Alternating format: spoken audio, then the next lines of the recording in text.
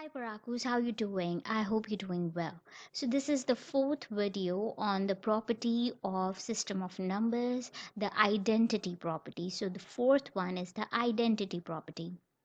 Identity, it's called identity because when something is applied to it, we are going to discuss what that something is. So when it is applied to it, it preserves the identity or it keeps the identity or it keeps the numbers same. So the definition can be stated as,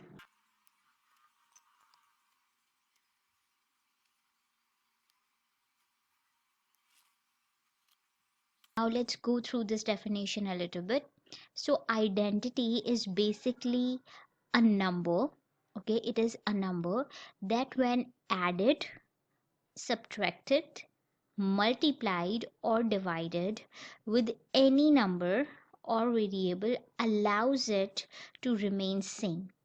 That means it is that number which is added, subtracted, multiplied, or divided, whatever it undergoes, it doesn't disturb that number. Let's suppose I have got a number 2. Okay, what should be added in 2 so that 2 maintains its identity? That means 2 remains 2. So, what you should be adding in that? So, that thing which is added to it, that would be the identity of it, because we have to keep this number intact. So we got to keep in identity property keeps the identity of that number intact, be it in multiplication or addition or whatever. So let's suppose I have a number 2.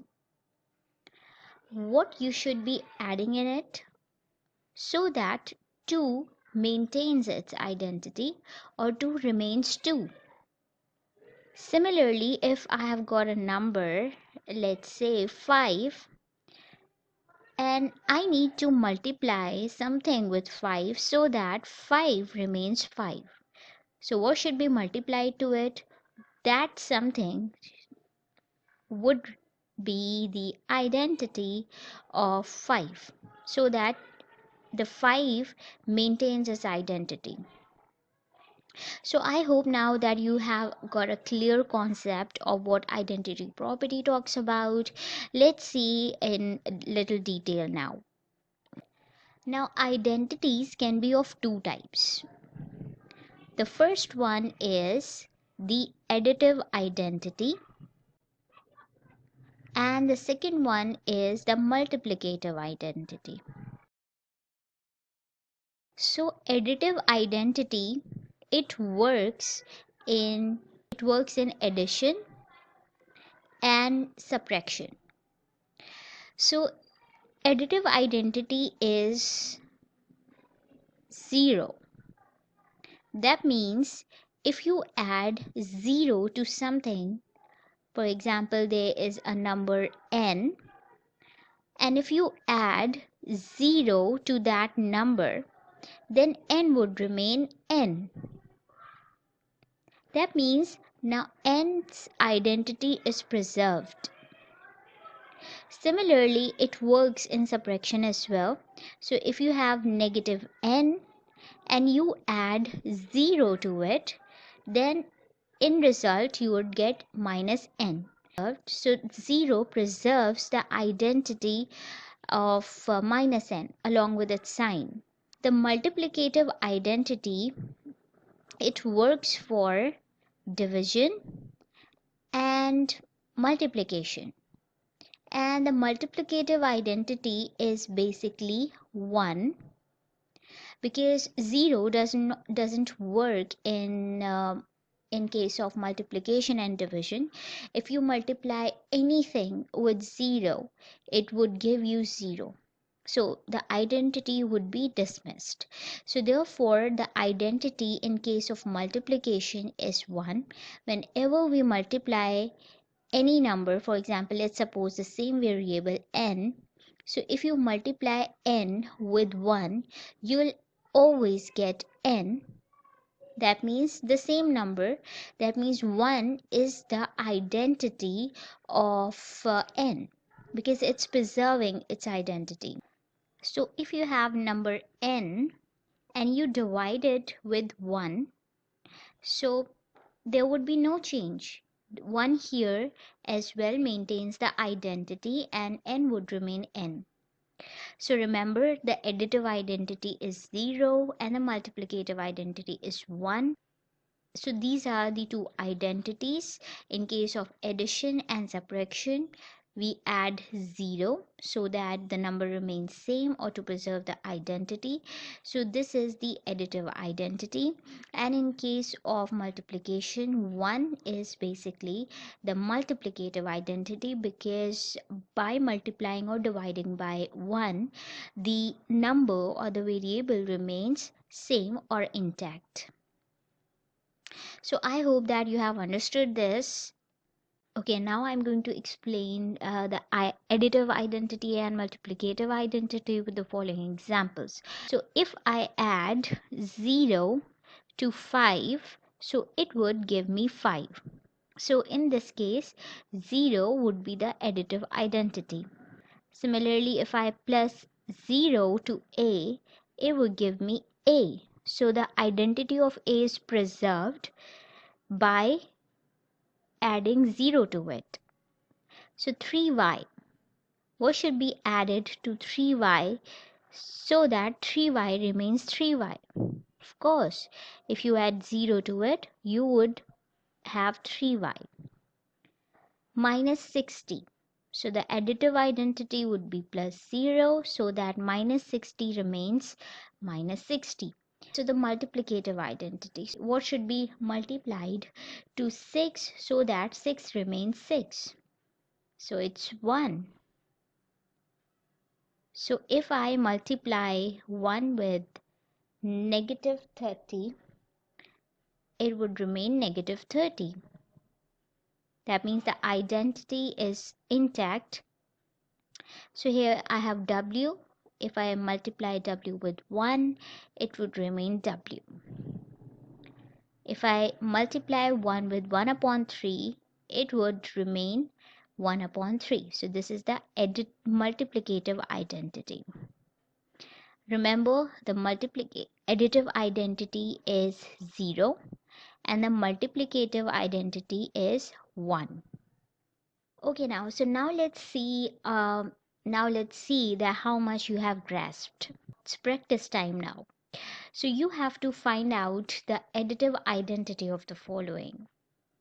So the first one is 6 y 400 x wx. So pause the video and give it a try. So the additive identity, that means what should be added in these so that these numbers remain same. So what should be added to this so that 6 remains 6? What should be added to y so that y remains y? What should be added to 400 so that 400 remains 400 and it preserves the identity? And what should be added or subtracted from wx so that wx preserves the identity? Or what thing preserves the identity? So this is the question. Now let's see that how it would be solved. So if I add 0 to this, so 6 would remain 6. So additive identity is 0 in this case. Here as well, 0 is the identity, because if y is added to 0, then y would remain same. 400 plus 0 would give us 400. X plus 0 would give us x. And wx plus 0 would give us wx. It is quite simple, but it is very important concept in maths. Okay, so now next question is that you have to find out what would be the multiplicative identity in each of the problem. So as you know that multiplicative identity is something which is when multiplied to a number, the number remains same or the variable remains same. So the question is basically what should be multiplied to 10 so that 10 remains 10? What should be multiplied to 38 so that the 38 remains 38? And same goes for in each case. So what do you think? What should be multiplied so that it remains same? So if you multiply it with 0, so it would make it 0. Therefore, in case of multiplication, we have some other identity, and that is 1. So when 1 is multiplied to 10 or any number or variable, it would preserve the identity in case of multiplication and division. So it should be multiplied with 1 so that 10 remains 10. 38 should be multiplied with 1. The 1 is basically the multiplicative identity so that it remains 38. Similarly, here as well, it should be multiplied with 1. Here as well, so 1 upon q multiplied with 1 would give you 1 upon q, and 1 upon 6 multiplied to 1 would give you 1 upon 6. So I hope that now additive identity and multiplicative identity are damn clear to you. So now we have mixed problem. Let's see that how much you have grasped. So give it a try. Pause the video, give it a try.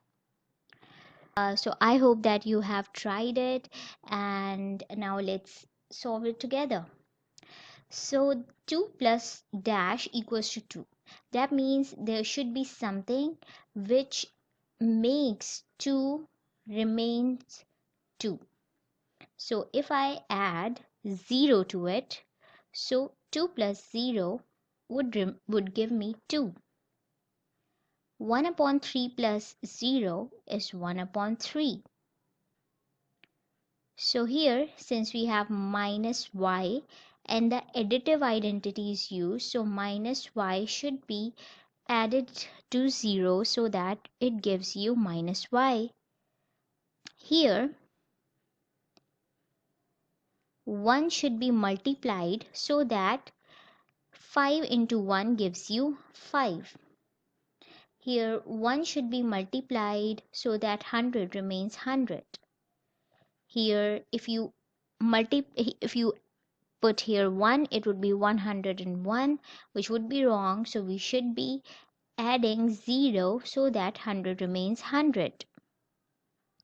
Here, since it's 4 and multiplicative identity has been given to you, so now the number is 4. 1 upon half plus 0 would give you 1 half. So now I hope that you have understood the identity property very well. Have a happy learning. Don't forget to like, share, and subscribe to the channel.